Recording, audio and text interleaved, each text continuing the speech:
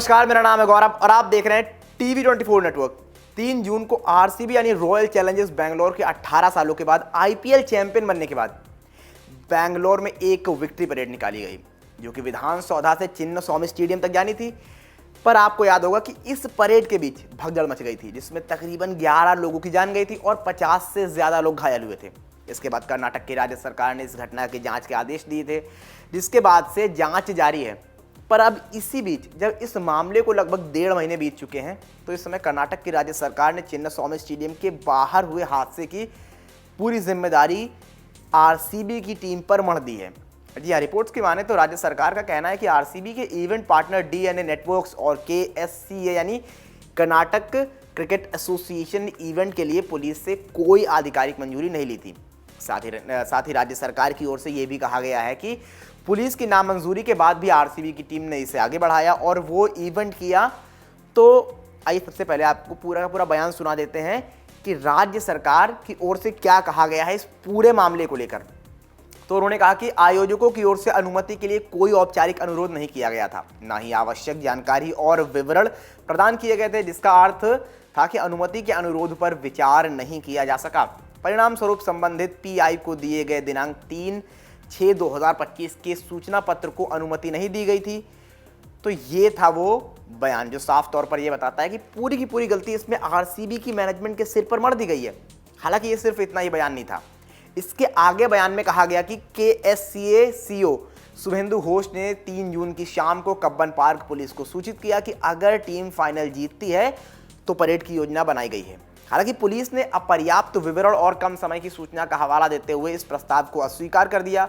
इसके बावजूद आरसीबी ने 4 जून को सुबह 7:01 बजे सोशल मीडिया पर निमंत्रण पोस्ट किए, जिसमें प्रशंसकों से विधान सौध से स्टेडियम तक विजय परेड के लिए एकत्रित होने का आह्वान किया गया।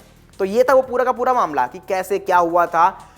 पर अब यहाँ पर गलती किसकी है और किसकी नहीं है, ये तो खैर ये पूरी जांच जब हो जाएगी उसके बाद ही पता चलेगा और उसके बाद ये सामने आएगा कि किसकी गलती किस तरह से है। पर अगर फिलहाल चीज़ें जिस तरह से निकल कर इस समय पर साफ तौर पर आ रही हैं और जिसमें फिर चाहे राज्य सरकार का आरसीबी को ब्लेम करना हो या फिर जो वैधानिक नियम कहता है, तो दोनों ही तरह से आरसीबी मुश्किल में फंस सकती है। जी हाँ, आपको बता दें कि वैधानिक नियम की माने तो इस तरह की परेड के लिए कार्यक्रम से कम 1 सप्ताह पहले पत्र लिखकर सौंपना होता है और उसके बाद ये सारी चीज़ें की जाती हैं। लेकिन आरसीबी ने जैसे ही टीम चैंपियन बनी 3 जून को, उसके बाद ही या फिर 3 जून को जिस दिन फाइनल था, तब उन्होंने ये जो पत्र है, मंजूरी पत्र, वो लिखकर सौंपा पुलिस को और कहा कि अगर हमारी टीम आज जीतती है तो इस तरह की परेड के लिए सुविधाएं हमको दे दीजिए और तैयार हो जाइए। वो भी टीम जीतती तो बाद में थी। मान लीजिए कि ठीक है, आपने उस दिन आह्वान किया, टीम जीतती 12-1 बजे के बाद है, आपके पास सिर्फ 8-10 घंटे थे।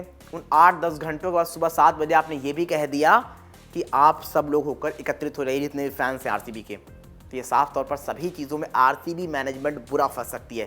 खैर, इन सारी चीज़ों के बाद आरसीबी मैनेजमेंट को लेकर, आरसीबी को लेकर बहुत बड़ी बड़ी खबरें सामने आई। एक खबर ये भी आई थी कि आरसीबी के जो ओनर हैं इस वक्त पर वो आरसीबी को इस समय पर जो उनके फ्रेंचाइज उसे बेचना चाहते हैं। तो उस बारे में भी और यहाँ पर एक बड़ा अपडेट आया जहाँ पर राज्य सरकार ने साफ तौर पर जिम्मेदार ठहराया है आरसीबी को इन सारी चीज़ों के लिए। खैर, इन सब मामलों पे आपको क्या लगता है, कमेंट में हमें बताना बिल्कुल ना भूलें। और क्या लगता है आपको, क्या वाकई आरसीबी की गलती है यहाँ पर, आरसीबी मैनेजमेंट की गलती है या फिर नहीं? क्योंकि अगर पुलिस मना कर रही थी और आपको पता है कि एक टीम जिसकी फ़ैन फॉलोइंग बहुत ज़्यादा है, आरसीबी जैसी टीम, वो 18 साल से खिताब जीती नहीं है और वो अगर खिताब नहीं जीती तो यहाँ पर फाइनल में पहुँची और जीतेगी तो किस तरह की भीड़ होने वाली है। तो वहाँ पर अगर पुलिस ने आपको मना किया था तो क्या ये बहुत ज़्यादा ज़रूरी था? आप बताइए क्या लगता है आपको इन सारे मामलों पर। कमेंट बॉक्स में बताना बिल्कुल ना भूलें जो भी आपकी प्रतिक्रिया है।